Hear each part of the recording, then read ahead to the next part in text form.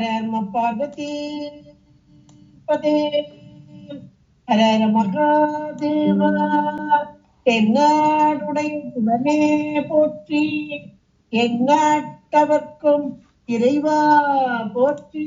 திருச்சிற்றம்பலம். ஒழியான திருமேனி உமைத்தான மிகமேவங்கள் ஞான வரும் யானை கடல் தாழும் மரபாமல் அழியாயும் அல்ல தோவும் அடியார்கள் உளமாறவள் யாவும் வலிதாய வினை கூட நினையாவே. சிற்றம்பலம். தில்லை புத்தபெருமான் திருவடிகளை மேற்கொண்டு குருமகா சன்னிதானங்கள் பொற்பாதம் படிந்து அடியவர்கள் மக்கள் பொற்பாதம் படிந்து இன்றைய அபிராமி அந்தாதி சிந்தனையிலே சென்ற வாரம் 21வது பாடலை நாம் சிந்தித்தோம். மங்கலை செங்கலசம் முளையாள் மலையாள் வருணச்சங்கு அலை செங்கை சகல கலாமயில் தாவு கங்கை பொங்கு அலை தங்கு புரிசடையோன் உடை அழுடையாள் பிங்கலை நீலி செய்யாள் வெளியாள் பசும் பெண் கொடியே என்பதாக அந்த கடைசி வரி 5 நிறங்கள் கொண்ட அம்மையை நமக்கு கண் முன்பாக நிறுத்தினார். அபிராமிப்பட்ட அம்மையை அவ்வளவு அனுபவிக்கிறார். வெளியில இல்ல, உள்ளுக்குள்ள அனுபவிக்கிறார். அந்த உள்ளையும் எப்படின்றத போன வாரமே அதுல பார்த்தோம். ஒவ்வொரு தானத்திலும் ஆதாரத்திலும் அம்மை ஒவ்வொரு நிறம் கொண்டவளாக, ஒவ்வொரு உருவம் கொண்டவளாக, ஒவ்வொரு பெயர் கொண்டவளாக, ஒவ்வொரு தொழில் செய்பவளாக அருமையாக காட்சி தருகிறாள் அம்மை. அந்த காட்சியை உள்காட்சி, உள்ளே உள்ள அந்த காட்சியை நமக்கு அப்படியே எடுத்து சொல்கிறார். உண்மைக்கு இது ஒரு அருமையான ஒரு பாடல். உள்முகமாக அம்மையை தியானித்தல் அப்படின்றதுல அருமையாக வந்த பாடல். அப்படி உள்முக தியானத்துல அம்மை எப்படி இருக்கிறாள்?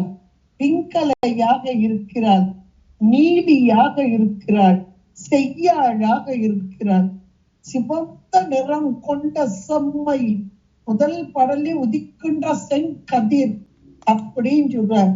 ரத்த வர்ணா என்றெல்லாம் சொல்ல, செந்நிற வர்ணம் என்று சொல்லக்கூடியது. நீலி என்பது நீல நிறம் கொண்டது. அது கூட ஒரு கருப்பும் ப்ளூவும் சேர்ந்ததான ஒரு நிலம், ஒரு நிறம். அத ஒரு பாட்டுல 8ஆம் பாட்டுல சொன்ன கூட மகிடன் தலைமேல் நீலி என்றெல்லாம் கூட அழகாக சொல்லப்பட்டிருக்குது. அப்படிப்பட்ட மலை நீலியாக, நீல நிறம் கொண்டவராக. அடுத்து அம்மை எப்படி வர்றாளா? செய்யாளாக. அந்த நீல நிறம் கொண்டவளுக்கு சாகினின்னு ஒரு பெயர் அவளுக்கு.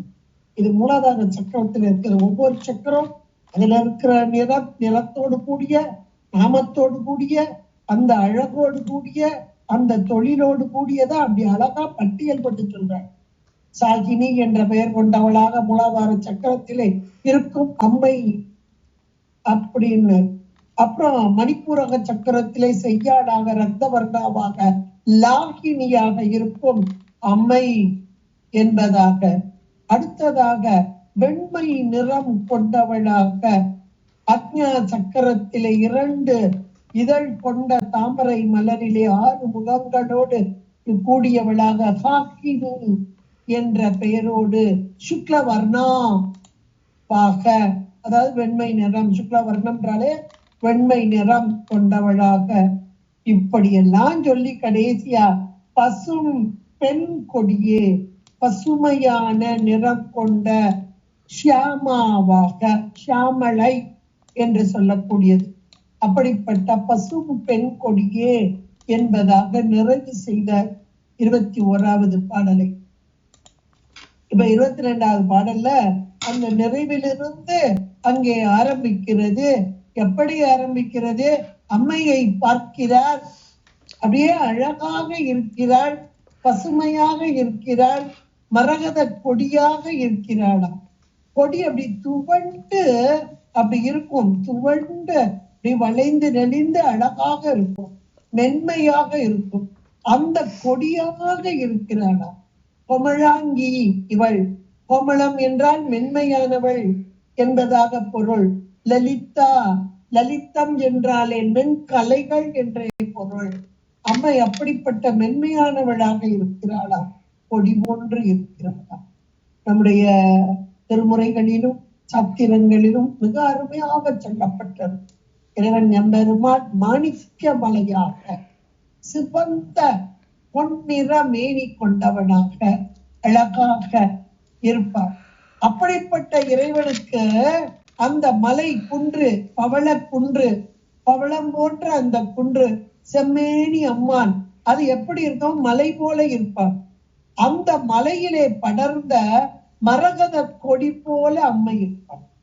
மரகத பச்சை என்று சொல்வார்கள். மரகதம் என்பதை பச்சை நிறம். அந்த மலையின் மீது அப்படியே ஒட்டி தவழ்ந்து மலையோடு ஒன்றித்து இருக்கும் கொடியாக அம்மை இருப்பார். இறைவன் மலைக்க செய்பவன். அந்த மலையை எப்படி இருக்கு, பவளம் போன்ற குன்று, சிவந்த நிறமாக இருக்கிறது. அந்த மலையிலே படர்ந்த அந்த அழகான கொடி பசுமை நிறம் கொண்டதாக, நல்ல மென்மையான கொடியாக, அப்படி கொடி போல அப்படி ஒசிந்து நிற்பது போல அம்மை அங்கே காட்சி தருகிறாளாம். இது எதனை உணர்த்துகிறது? இந்த காட்சி எதனை உணர்த்துகிறது? இறைவன் எம்பெருமான் சிவந்த நிறம் செம்மேனி அம்மான் என்ற மாத்திரத்திலே ஞானமே வடிவான அந்த பரம்பொருள், ஞானமே வடிவான பரம்பொருள், நிலைத்த பொருள், செம்மை பொருள். செம்மை என்றாலே நிலைத்த தன்மை. அப்படிப்பட்ட இறைவன் கருணையே வடிவானது. அந்த கருணைதான் உயிர்களுக்கு இறங்கி வந்து அருள் பாலிக்க வரும் தன்மை.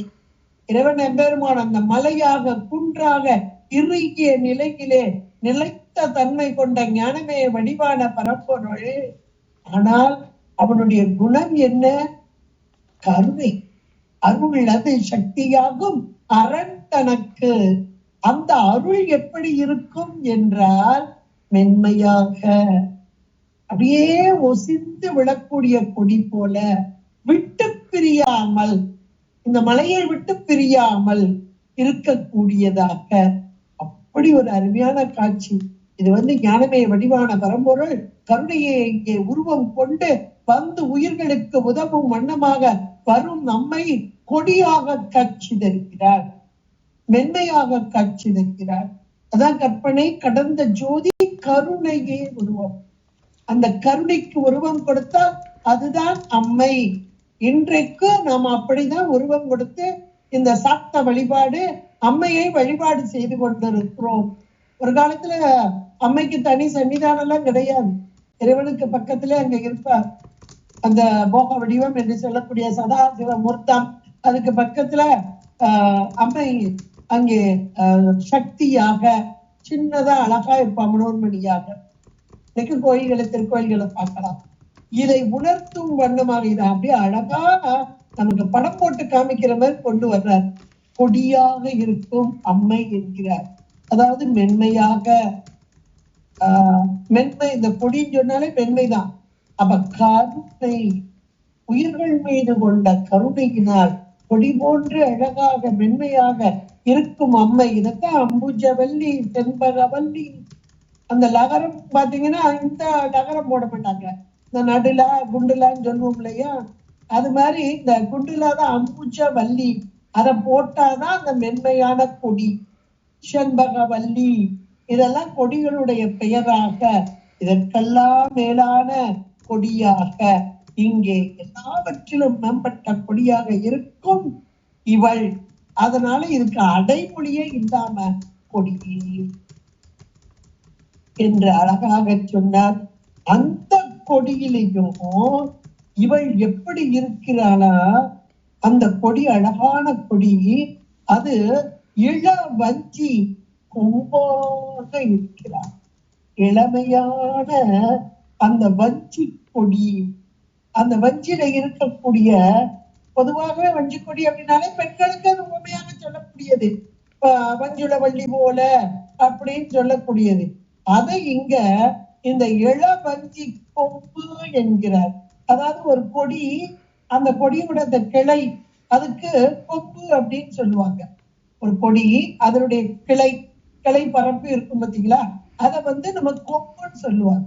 இந்த இடத்துல இள வஞ்சி கொம்பாக கொடி போல அழகாக படர்ந்திருக்கும் அம்மை, அது எங்க படர்ந்திருக்கு அப்படின்னா அந்த மாணிக்க குன்றின் மீது அழகாக படர்ந்திருக்கும் அம்மை, அது இள வஞ்சி கொம்பாக இருக்கிறதா.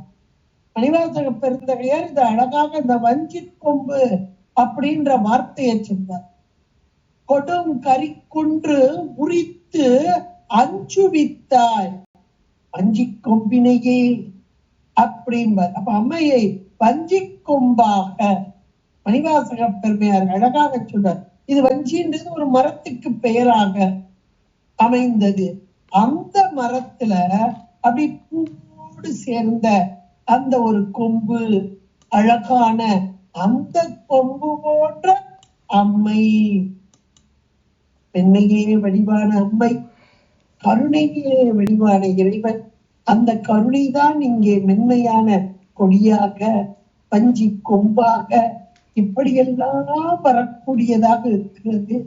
இப்படிப்பட்ட அன்னை எதை செய்து கொண்டிருக்கிறார்?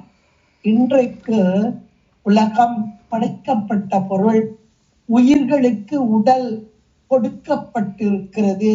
ஒவ்வொரு உயிர்களுக்கும் ஒவ்வொரு விதமாக அவரவர் வினைவழி அவரவர் வந்தது.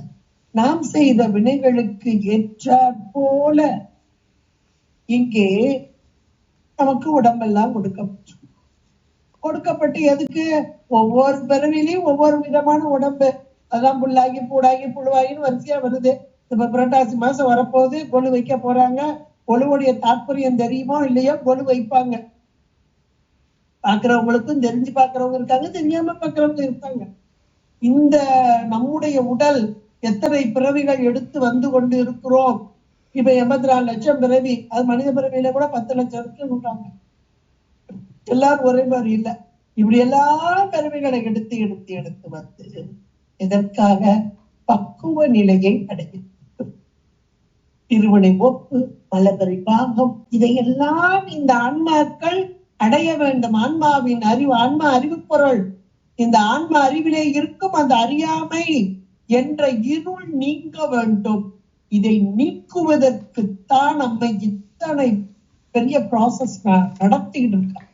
ஐந்தொழில் நடத்துபவள் அம்மையே. இறைவன் ஆணையின் வண்ணமாக அம்மைதான் செய்து கொண்டிருக்கிறாள். அப்படிப்பட்ட அம்மை எல்லா உயிர்களுக்கும் உடல் கொடுக்கிறான். ஒரு பக்குவப்பட்ட காலத்திலே உடல் எடுத்த உயிர்கள் ஒவ்வொரு பிறவியிலும் வினைகளை அனுபவித்து அனுபவித்து மேலும் வினைகளை ஈட்டி ஈட்டி ஈட்டி இப்படியெல்லாம் வருங்காலத்திலே ஒரு காலகட்டத்திலே அந்த பக்குவ நிர்ணயத்தையும் அம்மையே கொடுக்கிறார். நாம எடுக்க முடியுமானா எடுக்க முடியும். பக்குவ நிலை என்பது இறைவனால் கொடுக்கப்படக்கூடியது.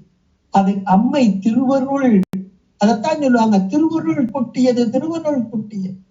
நாமா செய்யறதுக்கு அதிகாரம் கிடையாது. ஏன்னா கட்டப்பட்டு உட்கார்ந்துருக்கோம், மலத்தினால் கட்டப்பட்டு இருக்கோம். என் செயல் யாவது ஒன்று இல்லை, எல்லாம் சிவச்செயலே. அப்படி இருக்கும் போது எனக்கு என்னைக்கு பக்குவம் வரும்? இந்த பண்டார சத்தத்துல ரொம்ப அழகா இருக்குது. அது எனக்கு என்னைக்கு பக்குவம் வரும்? பக்குவம் வரும் நாள் தான் எது எனக்கு தெரியுமா? அல்லது பக்குவம் வரும்போது எனக்கு தெரியுமா? நான் போய் பக்குவ நிலை எடுக்க முடியுமா? அதற்கான முயற்சியை நான் செய்ய முடியுமா? இப்படி எல்லா கேள்விக்கு பண்டார சாத்திரங்கள் அழகான விடை சொல்லக்கூடியதாக. இப்ப இந்த பாடல் அப்படிப்பட்ட பாடல் தான். இப்ப அம்மை எப்படி இருக்கிறாள்?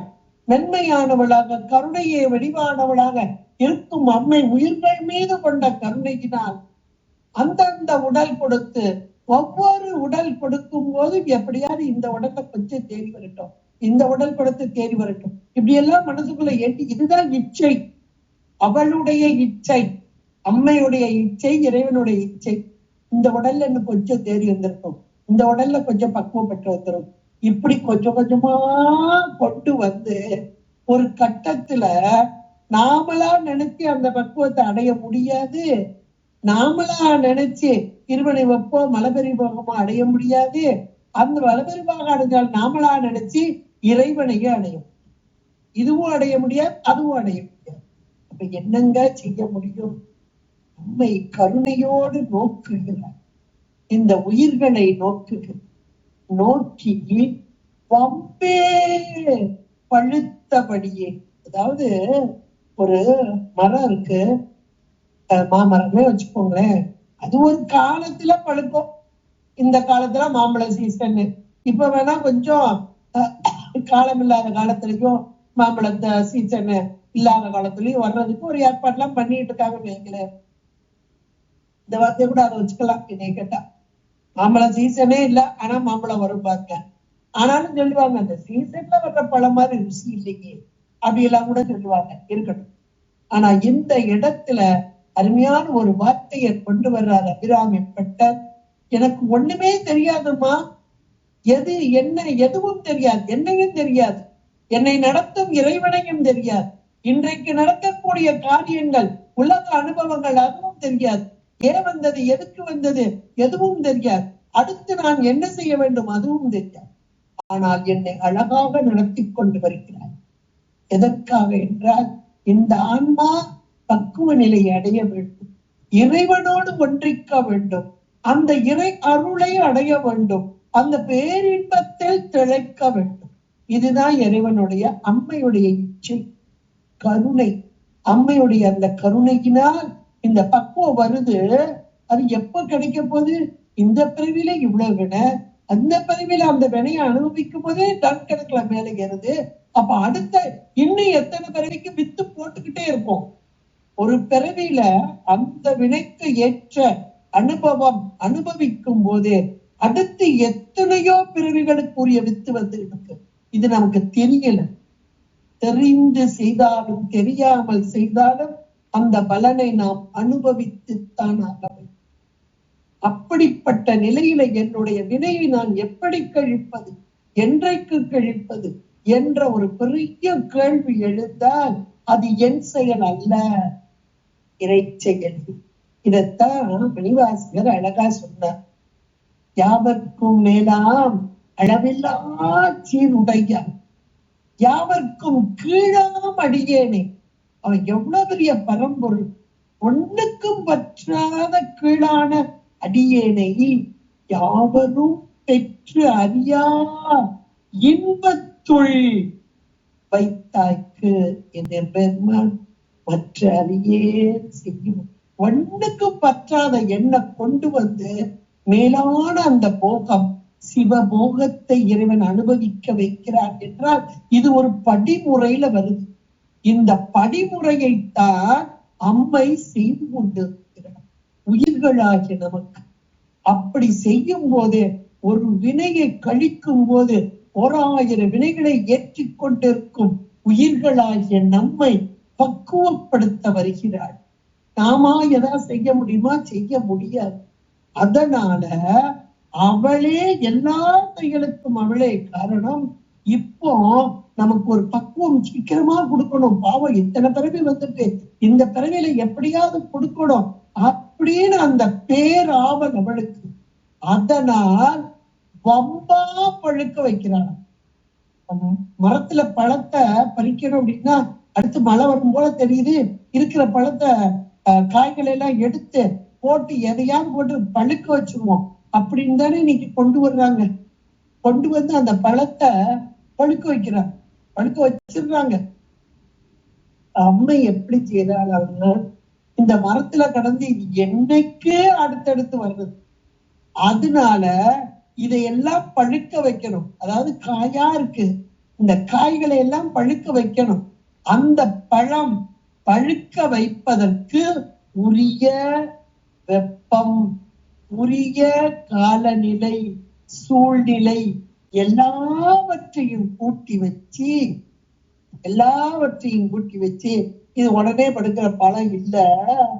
அதனால இந்த பழத்துக்கு இந்த கால சூழ்நிலையெல்லாம் மாற்றி பூட்டி வைத்து வம்பாக பழுக்க வைப்போம் என்று அம்மை இல்லைன்னா நான் ஒரு நாள் பழுக்க மாட்டேன், எனக்கு ஒரு நாள் அந்த இது கிடைக்காது, இறைவன் அந்த பேரின்பம் கிடைக்காது, இந்த பிறவியில எனக்கு எப்படி கிடைக்கும், இவ்வளவு வினைகளை செஞ்சு எனக்கு எப்படி கிடைக்கும்? அபிராமிப்பட்ட சொல்றார். எவ்வளவு ஒரு பக்குவம் வாய்ந்த ஒரு ஆத்மா. அவர் சொல்கிறார், எனக்கு வம்பே பழுத்தபடியே. ரொம்ப அருமையான ஒன்று. இந்த கொம்பு கொம்பாக வந்தது, கொம்பு பூவாக வந்தது, காயாக வந்தது, கனியாக வர வேண்டும். அந்த கொம்பு இதோ பழுத்து விட்டது.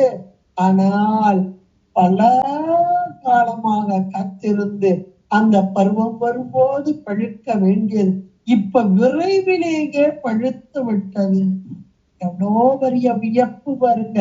வம்பென பழுத்த இந்த ஆன்மாக்களை பழுக்க வைக்க வேண்டும். அதற்காக கொடியாக, இளவஞ்சி கொடியாக, இறைவனோடு கூடி நின்ற நிலையாக வந்த அம்மை வம்பாக பழுக்க வைக்கிறார். இந்த காய் கனிய வேண்டும், அந்த கனி நிவேதமாக வேண்டும், நைவேத்தியமாக வேண்டும். யாருக்கு? இறைவனுக்கு. அப்ப இந்த கனியாக வேக வந்தால் அது தானாக கனியாக மாறாது. இந்த காயை நன்றாக பழுக்க வைத்து வம்பாக பழுக்க வைத்து இறைவனிடம் சேர்க்க வேண்டும். இதுதான் அம்மையுடைய ஒரே நோக்கம்.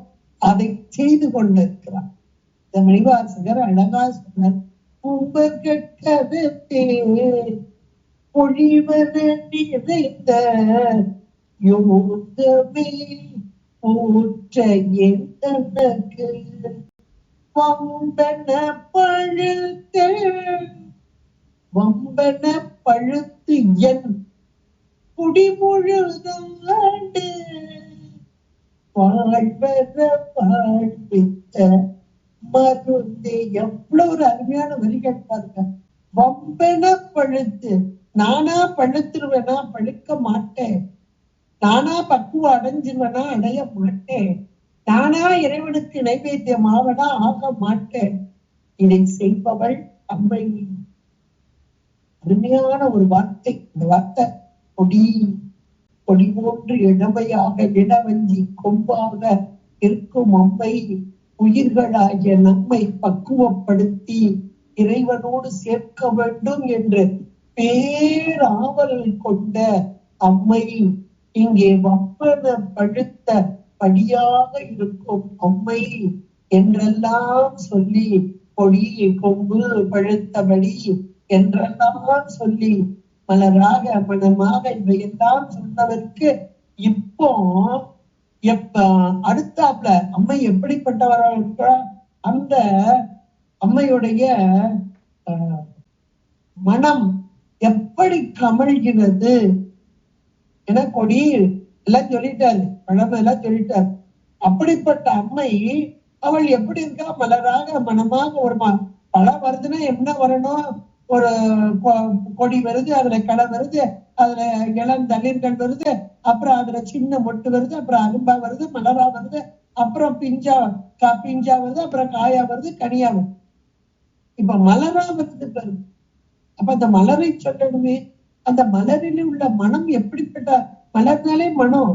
அப்ப அந்த மலரின் மனமாக அம்மை எப்படி இருக்கிறார் அதை சொல்ல வேண்டுமே. ஒவ்வொரு நிலையும் நினைச்சு பார்க்கிறார். நினைச்சு பார்த்து அம்மை அப்படின்னு பார்த்தாலே வெளிய பார்க்கல, உள்ளுக்குள்ள பார்க்கிறார். எனக்கு உள்ளீடாக இருந்து என்னை பக்குவப்படுத்தும் அம்மை என்பதாகத்தான் உள்காட்சி தான். இவங்க பார்க்கறதுன்னா மேலான அருளார்கள் உள்காட்சியைத்தான் பார்ப்பார்கள். அதைத்தான் இங்கே நமக்கு எடுத்து சொல்கிறார். வம்பே பழுத்தபடியே என்ற மாத்திரத்தில் அடுத்து சொல்றார், மறையின் பரிமளம் நல்ல வாசம். அந்த மலர் எப்படி இருக்கிறது? நல்ல ஒரு மனம் மிகுந்ததாக இருக்கிறது. அந்த மனமும் என்ன மனம் அப்படின்னு சொல்லி கேட்கணும்.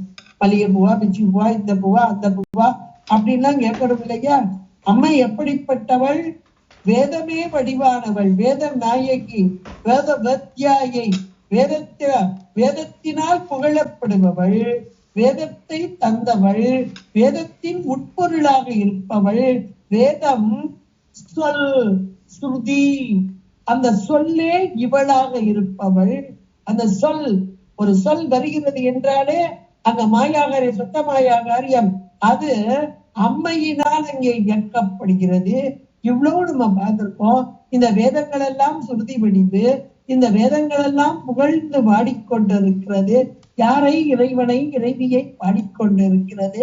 4 வாயில்களிலும் 4 வேதங்கள் என்று பாடிக்கொண்டிருக்கின்றன என்றெல்லாம் பார்த்தோம். அப்படிப்பட்ட வேதம், அந்த வேதத்தின் உட்பொருளாக இருக்கும் அம்மை, வேத ஜனன்யை, வேத வேத்யாயை என்றெல்லாம் நமக்கு அழகாக எடுத்து சொல்லப்படுகிறது. அப்படிப்பட்ட அம்மை வேதம் என்ற மலர், அந்த மலரிலிருந்து வெளிவரக்கூடிய மனம், கந்தம், பரிமளம், அந்த பரிமளமாக இருக்கும் அம்மை. வேதம் சொல் வடிவு, அது பொருளோடு கூடியது. அந்த பொருளுக்கு மனம் உண்டு. இன்னைக்கு தமிழுக்கு மனம் உண்டோ என்று சொல்வார்கள். உண்டு, தமிழுக்கு மனம் உண்டு. அந்த தமிழ் மனம் கமழ்கிறது, அகழ்ந்து பாருங்கள் என்று ஞானசம்பந்த பெருமானுடைய வரலாற்றிலே சொல்லப்படக்கூடியதாகவும் இன்றைக்கு இருக்கிறது. திருமந்திரம் அப்படி திருமூல தேவநாயனார் பாடப்பட்டு திருவாவடுதுறையிலே பிரகாரத்திலே மூடி வைக்கப்பட்டது. என சமணர்களுக்கு பயந்து.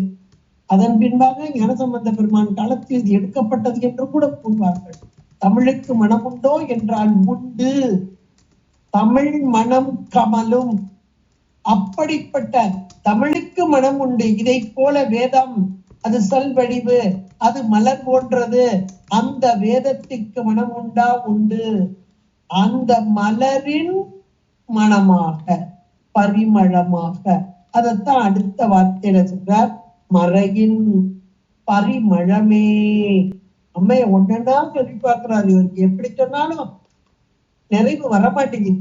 மறையின் பரிமளமே என்றெல்லாம் சொல்கிறார். சொல்லிட்டு அடுத்தாப்புல இப்படிப்பட்ட மேலான அம்மை, அம்மையுடைய எல்லாத்தையும் உடனே சொல்லி இவ்வளவு உயர்ந்த நிலையில் உள்ள அம்மை இறங்கி வருகிறார். யாருக்கு இறங்கி? யார் இவளை வணங்கி வழிபாடு செய்து இவள் மீது அன்பு கொண்டார்களோ அவர்களுக்கு அவர்களுடைய வேண்டுதல் படி இறங்கி வருகிறார். எல்லா உயிர்களுக்கும் தாயாக இருந்து எல்லா உயிர்களுக்கும் உடல் கொடுக்கும் தாய் இவள்தான். அம்மையாக இருப்பவள். அது பிரம்மா முதல் இந்த கீடம் என்ற ஒரு புழு முதலாக இந்த பிரம்மா வரைக்கும் அத்தனை பேருக்கும் உடல் கொடுப்பவள் இவளே. தாயாக இருக்கும் அம்மை. அதான் ஆப்ரக்ம கீட ஜனன்யை என்பது சகஸ்ரநாமம். அப்படிப்பட்ட அம்மை, அப்படிப்பட்ட தாயாகிய அம்மை மகவாக வருகிறது.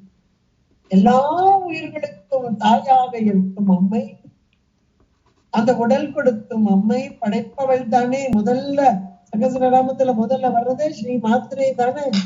அப்படிப்பட்ட அம்மை மகவாக இறங்கி வருகிறார். எதற்காக? அன்பு. அன்புக்கு கட்டுப்பட்டவள் அம்மை, பக்திக்கு ஆட்படுபவள் அம்மை. அப்படித்தான் இந்த பனிமால் இமய கொடியாக. பனிமால் என்றால் அங்க இமயமலையிலே இருக்கக்கூடிய பர்வதராஜன் என்ற மன்னன் அம்மையின் மீது கொண்ட அளவு கடந்த அன்பு, அதனால் கடுமையான தவம் பண்ணுகிறார். அந்த தவத்திற்கு இறங்கி அம்மை வருகிறார். அம்மை இறங்கி வர்றான்னா காரணம் இல்லாம கிடையாது. காரணம் இல்லாம காரியம் கிடையாது. ஒவ்வொரு இடத்துலயும் இறங்கி வருவான். வந்து ஒவ்வொரு இடத்துலயும் புதல்வியாக வருதல் அப்படின்னு நம்ம ஒவ்வொரு புராணங்கள்ல நம்ம பாக்குறோம். அது ஒவ்வொரு காரணத்திற்காக இவள் இறங்கி வருதல். அது ஒரு கற்பத்துல எல்லாம் வரமாட்டா. அழகாக குழந்தையாக சங்கு வடிவம் கொண்டவளாக ஆயிரம் இதழ் தாமரை மலரிலே அழகான சங்காக அங்கே தோன்ற இந்த மன்னன் பர்வதராஜன் அதை எடுத்து ஆகா எத்தனை ஒரு அழகு என்று எடுத்த மாத்திரத்திலே 3 வயது குழந்தையாக மாறி இவனுடைய கைகளிலே தவள இந்த குழந்தை பர்வதராஜனின் புதல்வியாக வந்ததால் பார்வதி என்ற பெயரோடு இங்கே பனி மால் இமயம் அந்த இமய மலையிலே அழகாக சுற்றி திரிந்து விளையாடினார். இந்த மலையிலே வளர்ந்தாளாம். இங்கே பர்வதராஜனின் புதல்வியாக இங்கே வளர்ந்தாளாம். அதைத்தான் இங்கே அடுத்தாப்புல பனிமால் இமய பிடியே. பிடி என்றால் பெண் யானை. ஒரு பெண் யானையை போல அழகாக வளர்ந்து வருகிறாள் அம்மை. எந்த இடத்துல? இமயமலையிலே. பனி மால் இமயம், பனிபடர்ந்த அந்த சாரல், அந்த இமயமலை சாரலிலே ஒரு பிடி என்றால் பெண் யானையை போல அழகாக வளர்ந்து வருகிறார். இது ஒரு பெண் யானை அப்படின்னு சொல்லும் போதே நமக்கு அப்பர் பெருமான் பாடிய பாடல் கூட அவர் கண்டேன் அவர் இருப்பார் பெண் யானையும் ஆண் யானையுமாக வருகிறது. இவர் கண்டது கைலாய காட்சி அதுதானே, அம்மையப்பனாக. இப்ப இங்க அம்மை 3 வயசு குழந்தையா வர்றா, அப்புறம் அங்க தவழ்ந்து விளையாடுறா. அது ஒரு அழகான பெண் யானையை போல இங்க மட்டும் ஓடி விளையாடி போனார். பெண் யானை ரொம்ப சுட்டியா இருக்கும், ஒரு இடத்துல இருக்காது. அதை போல குமரகுருபர சுவாமிகள் மீனாட்சி அம்மை பிள்ளை தமிழ்ல இத அழகான வார்த்தைகளாக்கி தருவார். வளர்சிமைய இமய பொறுப்பில் விளையாடும் இளமன் பிடியே என்று அழகாக சொல்வார். அப்படி அந்த பர்வதராஜன் மகளாக வளர்ந்து வரும் அம்மை. இது எல்லாருக்கும் நமக்கு தெரியும். தாயாக ஸ்ரீ மாத்ரேயாக மாதாவாக எல்லாவற்றிற்கும் தாயாக எல்லா ஜீவராசிகளுக்கும் உடல் கொடுக்கும் தாயாக இருக்கும் அம்மை இங்க எப்படி வர்றா? மகவாக. அதன் பிரம்மன் முதலாய தேவரை பெற்ற அம்மே என்றும் இங்கே பாடுவார்.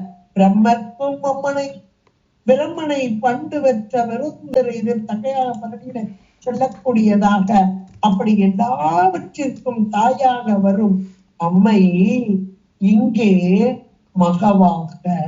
இதுக்கு காரணம், ஒரே காரணம் அன்பு. அந்த அன்புக்கு கட்டுப்பட்டு இறங்கி வந்த தன்மை, அவன் செய்த தவத்திற்கும் அன்பிற்கும் கட்டுப்பட்டு இங்கே குழந்தையாக வந்து நின்ற அந்த தன்மை. இதையெல்லாம் அப்ப எவ்வளவு ஒரு கருணை இருந்தா அம்மை இப்படி வருவா? எவ்வளவு ஒரு கருணை! எப்பேற்பட்ட உயர்ந்த நிலையில் உள்ள அம்மை இறங்கி வருகிறாள், மகவாக இறங்கி வருகிறாள். இப்படிப்பட்ட கருணையை வியந்து வியந்து வார்த்தைகளால் ஒன்னொன்னா சொல்லிட்டே வர்றார். வந்த போது பொடியாக இளவச்சி கொம்பாக எனக்கு வம்பே விழுத்த படியாக மறையின் பரிமளமாக பனி மா இமய பிடியாக பிரம்மன் முதலாய தேவரை பெற்ற அம்மே என்றெல்லாம் ஒவ்வொன்றாக சொல்லிக்கிட்டே வர்றார். இப்படிப்பட்ட அம்மை, மேலான நிலையில் உள்ள இப்படி அம்மையுடைய பெருமைகளை எல்லாம் பட்டியல் போட்டு ஒன்னொன்னா சொல்லிக்கொண்டு வரும் இந்த ஆசிரியர் கடைசியா ஒரு விண்ணப்பத்தை வைக்கிறார். இந்த அம்மையிடம் ஒரு விண்ணப்பத்தை வைக்கிறார். என்ன விண்ணப்பம் வைக்கிறார் பாருங்க. அடியேன் இறந்து இங்கு இனி பிறவாமல் வந்து ஆண்டு கொண்டு. அருமையான ஒரு விண்ணப்பம். இன்னைக்கு நாமளும் அப்படி சில நேரம் சொல்லுவோம், அப்பா பொறுப்பா பிறவி இனி ஒரு பிறகு வேண்டாம் அப்படின்னு சொல்லுவோம். ஆனா நமக்கு தகுதி என்பதெல்லாம் கிடையாது. பிறவி வேண்டாம்னு சொல்றதுக்கு நமக்கு தகுதியே இல்லை. ஆனாலும் இறைவனிடம் வேண்டிக் கொள்வோம். இந்த வேண்டுதல் இறைவன் செவிசாய்த்து நமக்கு தகுதியை உண்டாக்கி ஞானத்தை கொடுத்து அல்லாது மோட்சத்தை கொடாது. ஞானம் பெற வேண்டும். அப்ப அந்த ஞானம் பெறுவதற்கு உரிய வழிமுறைகள் என்ன? இதை அழகாக நமக்கு நடத்தி கொடுக்கிறாள் அம்மை. இன்னைக்கு நடக்கக்கூடிய காரியங்கள் எத்தையும் நாம் உணராமல் இருக்கிறோம். இந்த உணராத காரணம் நம்ம அறியாமை, நம்மகிட்ட இருக்கிற அறியாமை, மலக்கலப்பு இதெல்லாம். ஆனா நம்மை கருணை கொண்டு கேட்டாலும் கேட்கலைனாலும் அவன் செய்யறான். கேட்காதவங்களுக்கு கொடுக்கலையா முக்திய? கொடுக்கிறார். கேட்காதவர்களுக்கும் கொடுத்து கொண்டு இருக்கிறார். இப்ப இந்த 63 நாயன்மார்கள்லாம் பாத்தீங்கன்னா வேண்டாம்பாங்க. இந்த முக்தியா அதெல்லாம் எங்களுக்கு வேண்டாம். கேடும் ஆக்கமும் கெட்ட துருவின் கூடும் அன்பினில் கும்பிடுதலே அன்றி விடும் வேண்டாம். வீடும் வேண்டாம். விடு வேணாம். முக்தி அதெல்லாம் எங்களுக்கு தான். என்ன வேணும்? உன்கிட்ட அன்பு செய்யணும். அந்த அன்பு கூடும் அன்பினில் கும்பிடுதலே. எவ்வளவு ஒரு அருமை. அப்ப அந்த மேலான நிலை அவர்களுடைய நிலை. அப்ப அவர்கள் முக்தி பேர் அடையவில்லையா? அடைந்தார். எல்லா காலமும் அன்பு செய்து கேட்கல. அந்த பிறவாமை என்பது கூட அவங்க கேட்கல. அம்மை கரக்கால் அம்மையார் சொல்லும் போது அழகா சொல்லுவாங்க, பிறவாத இன்ப அன்பு வேண்டி பின் வேண்டுகிறார். பிறவாமை வேண்டும்ன்ற வார்த்தையை அவங்க கேட்க மாட்டாங்க. ஆனாலும் பிறவாமை வேண்டும் என்று கேட்டு விட்டோமே என்று நினைந்த அடுத்த வார்த்தையை வேண்டும் பிறப்பு உண்டே உண்டு என்றும் மனவாழ்க்கை. எவ்வளவு அருமையா பாருங்க. அப்ப இந்த இடத்துல இவர் அபிராமிப்பட்டர் அழகா ஒரு அடியே இறந்து இறப்பு உண்டேல் பிறப்பு உண்டு. அப்ப இறந்து இங்கு இனி பிறவாமல். அப்ப இறந்த என்றாலே பிறப்பு உண்டு. அதனால இறந்து இங்கு இனி பிறவாமல். அப்ப இங்க நான் வீட்டு இறந்தா பிறப்பு உண்டு. அப்ப இறந்து பிறந்து இறந்து பிறந்து வருவதே இங்கே தொழிலாக, இறப்பதற்கே தொழிலாக. அப்படின்னா அந்த அது ஏன் தொழிலா கொண்டு இருக்கிறோமேனா நம்முடைய வினைகள், அந்த வினைகளை தானே மீண்டும் மீண்டும் விட்டுக்கிட்டே இருப்போம். யார் எனது எல்லாம் நமக்கு தெரிஞ்சு செய்யறமோ தெரியாம செய்யறமோ மீண்டும் மீண்டும் வினைகள் வந்துகிட்டே இருக்கு, சேர்ந்துகிட்டே இருக்கு. அப்ப இந்த இடத்துல அவர் சொல்றார் இறந்து. அப்ப இறப்பு என்பது வரக்கூடாது. இறப்பு உண்டே பிறப்பு. இந்த மீண்டும் இறப்பு பிறவாமை என்பது எனக்கு வர வேண்டும் என்பதை சொல்வதற்கு இறந்து இங்கு இனி பிறவாமல், மீண்டும் ஒரு பிறவி என்பது வேண்டாம் என்பதை ஆண்டு கொண்டேன். அப்ப நான் பிறவாம இருக்கணும், இரவாம இருக்கணும், இரவாம இருக்கணும், அதனால பிறவாம இருக்கணும். அப்படி இந்த ஒரு நிலை எனக்கு வர வேண்டும் என்றால் நான் என்ன ஒரு தகுதி எனக்கு வரணும் தெரியுமா? நீ ஆண்டு கொள்ள வேண்டும். அருமையான வார்த்தை கடைசியா, ஆண்டு கொள்ளே. நீ என்றைக்கு என்னை ஆட்கொள்கிறாயோ அன்றைக்கு எனக்கு இனிமேல் பிறவி கிடையாது, இறப்பு கிடையாது, மரணமில்லாத பெருவாழ்வு. ஆண்டு கொள்ளுதல் என்றால் என்ன? எல்லா உயிர்களிலும் இறைவன் கலந்து இருக்கிறான். இறைவன் வேறு இறைவி வேறு அல்ல, எல்லா உயிர்களிலும் கலந்து இருக்கிறான். அப்ப கலந்துதானே இருக்கிறான். அப்புறம் ஏன் ஆண்டு கொள்ள? திரும்ப ஒரு வார்த்தை என்னால், எல்லா உயிர்களிலும் கலந்து இருக்கும் இறைவன் இந்த உயிர்களை அறிவிலே இருந்து உயிர்களுக்குரிய இன்ப துன்பங்களை போகங்களை அனுபவிக்க செய்யும் அம்மை. இன்னைக்கு அதைத்தான் செஞ்சுட்டு இருக்கா. அப்ப செய்து கொண்டிருக்கும் போது உலக போகத்திலே ஆழ்த்தி வினைக்கு ஈடாக, நம்முடைய வினைகளுக்கு ஈடாக உலக போகத்தை காண்பித்து இங்கே வினைகளுக்கு ஈடாக செலுத்தி கொண்டிருக்கும் அம்மை. அப்படி செலுத்தி கொண்டிருக்கும் அம்மைதான் திருத்தாயியாக வழி நடத்துதல். அப்படி வழி நடத்தும் அம்மை ஒரு பக்குவ நிலையை, அது கூட பக்குவ நானா நினைச்சு வராது, நான் போய் பக்குவத்தை தேட முடியாத, எனக்கு உள்ளிருந்து கருணையினால் ஆண்டு கொண்ட அம்மை. அந்த அம்மை வம்பே வழுத்தபடியே, எனக்கு எந்த தகுதியும் கிடையாது. எப்பேற்பட்ட இறைவன், மேலான இறைவி நீ, எல்லா நற்குணங்களும் கருணையே வழிபாடுவன், ஒண்ணுக்கும் பற்றாத கீழ் அடியேன் நான். ஆனாலும் கூட தவறும் பெற்றறியா இன்பத்துள் வைத்தாய்க்கு. அப்படிப்பட்ட ஒரு பேரின்பத்தை நான் அடைய வேண்டும் என்ற பெரும் கருணையினாலே. இது கருணையினால வர்றதுதான். இறைவனுக்கு இச்சை உண்டோ? உண்டு. என்ன இச்சை? உயிர்களாகிய நாம் இறை இன்பத்தை அனுபவிக்க வேண்டும். இதுதான் அம்மையுடைய பெரும் கருணை, அதுதான் இச்சை. அப்ப அம்மையுடைய விருப்பம் எது என்றால் உயிர்களாகிய நம்மை கொண்டு போய் சிவத்துல கொண்டு போய் சேர்க்கணும். அந்த பேரின்பத்தில் திளைக்க வைக்க வேண்டும். அப்ப பேரின்பத்தில் திளைக்க வைக்க வேண்டும் என்றால் அவள் நம்மை ஆண்டு கொள்ள வேண்டும். இந்த உலக போகத்தை இன்றைக்கு அனுபவித்துக் கொண்டிருக்கும் நாம் இறை அருளை உணர்ந்து இறை அருளோடு ஒன்றித்த நிலையை அடைய வேண்டும். இதுதான் ஆண்டு கொள்ளுதல். பக்குவம் பெற்ற ஆன்மாக்களுக்கு இறைவன் குருவாக வெளிப்பட்டு வருதல். இது ஒரு பக்குவ நிலையில் தான் அந்த ஆண்டு கொள்தல். இது 8ஆம் சூத்திரம். இதுகார் உயிர்கள் உலக போகத்தை அனுபவித்துக் கொண்டு இறைவனை சற்றே உணராத நிலை. இப்ப வம்பன பழுத்தபடியே அந்த வம்பாக பழுக்க வைத்து கனி பழுக்க ஆரம்பிச்சுட்டு, இது ஸ்டார்டிங் பாயிண்ட். ஆண்டு கொண்டுதல் ஸ்டார்டிங் பாயிண்ட். திருவருளோடு ஒன்றித்தல். இது அம்பை செஞ்சுட்டு இருக்கா, நமக்கு தெரியல, நமக்கு புரியல. இது ஸ்டார்டிங் பாயிண்ட். வம்பன பழுத்து, இது தானா பழுக்காத கூட பழுக்க வைக்கணும். அதுக்குரிய வெப்பத்தை கொடுத்து, ஒரு வெப்பம் அதிகமா வரும்போது இந்த கனி பழுக்க ஆரம்பிச்சிடும். ஒரு வெப்பத்தை கொடுத்து அதுக்குரிய சூழ்நிலையெல்லாம் கொடுத்து அதை வம்பா பழுக்க வச்சு இப்ப அந்த பழுத்த நிலையில கொண்டு வந்து சுவாமிகிட்ட சேக்கடைகிற, இதுதான் ஆண்டு கொள்ளுதல்.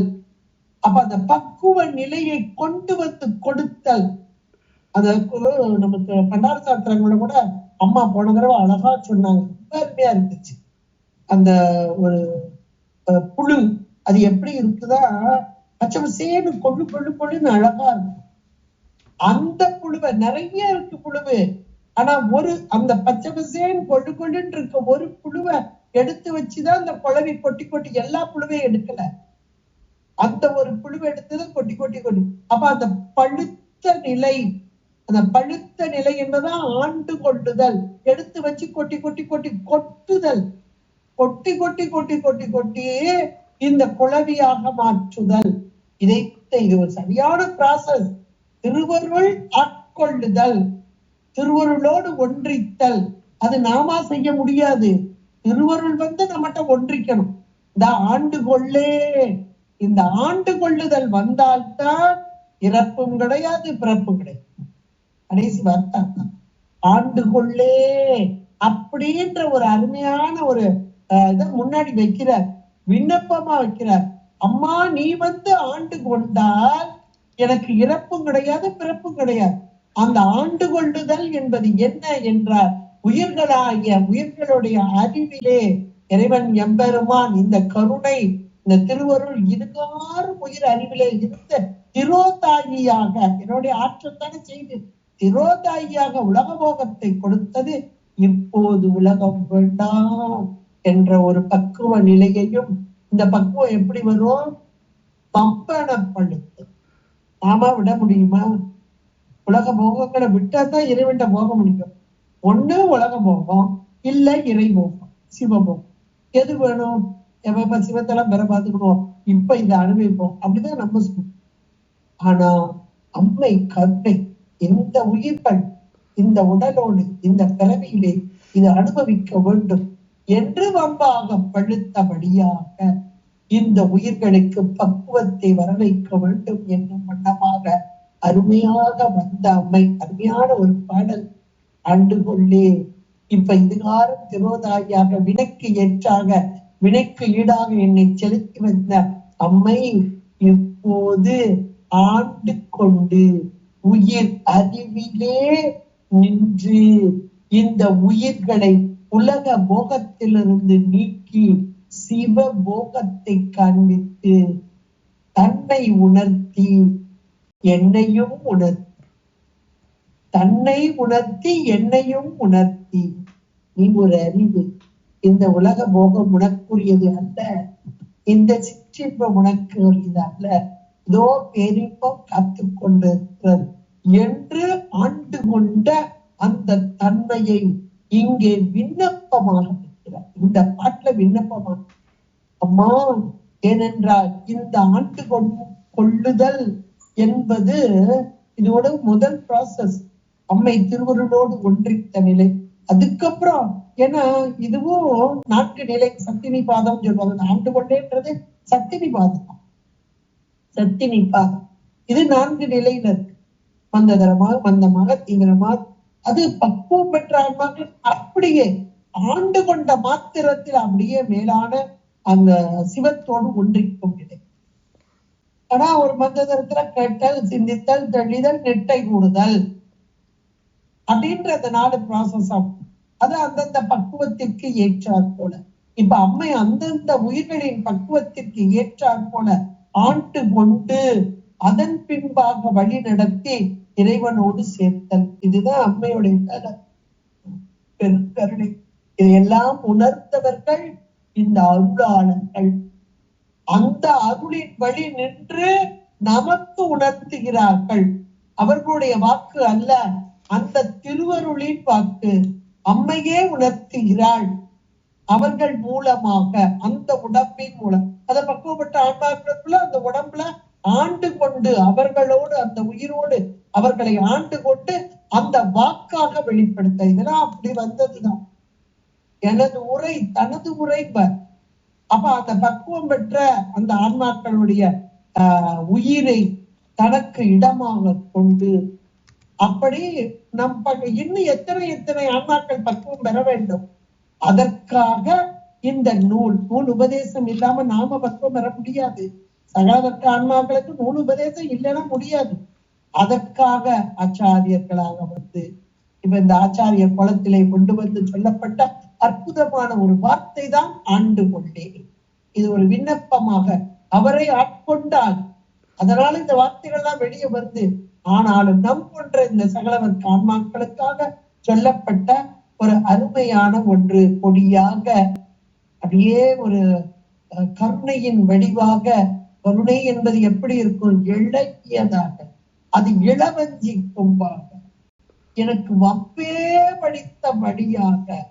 ஆனாக நான் எதுவும் பக்குவம் அடைய முடியாது, ஆனா இந்த பிறவியில இதுக்கு கொடுத்துடணும் அப்படின்னா வேகமா ஆர்வமா ஓடி வர்றாங்க.